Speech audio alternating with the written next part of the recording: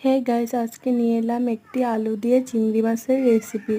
তার জন্য মাছগুলোকে ভালো করে কেটে নেব। তারপরে নুন দিয়ে মাছগুলোকে ভালো করে ধুয়ে পরিষ্কার করে নেব। এখন ছোটো ছোটো করে আলু অল্প কেটে নিয়েছি। এখানে রসুন আর কাঁচা লঙ্কা বেটে নেব। আর মাছগুলোকে নুন আর হলুদ মেখে লাল লাল করে এখন ভেজে নেব।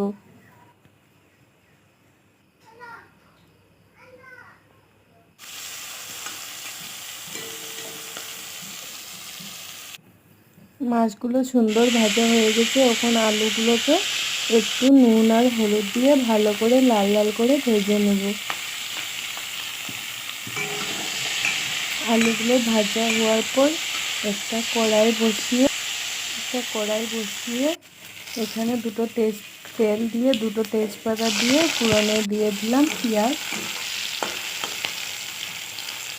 তারপরে এখানে কাঁচা লঙ্কা আর রসুন বাটাটা নিয়ে নিলাম, জিরের গুঁড়ো, ধনে গুঁড়ো, হলুদ গুঁড়ো আর নুন আর একটু শুকনো লঙ্কার গুঁড়ো দিয়ে পেঁয়াজটা লাল লাল করে ভাজা হওয়ার পরে মশলাগুলোকে ছেড়ে দেব। এখন মশলাগুলোকে ভালো করে কষিয়ে নেব।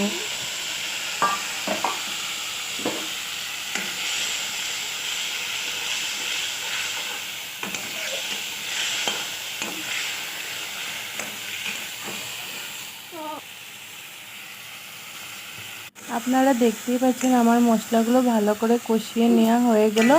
মশলা থেকে তেল ছেড়ে দিয়েছে। এখন আলুগুলো ছেড়ে দেব। ছেড়ে ভালো করে মশলাটা কষিয়ে পরিমাণ মতন জল দিয়ে দেব।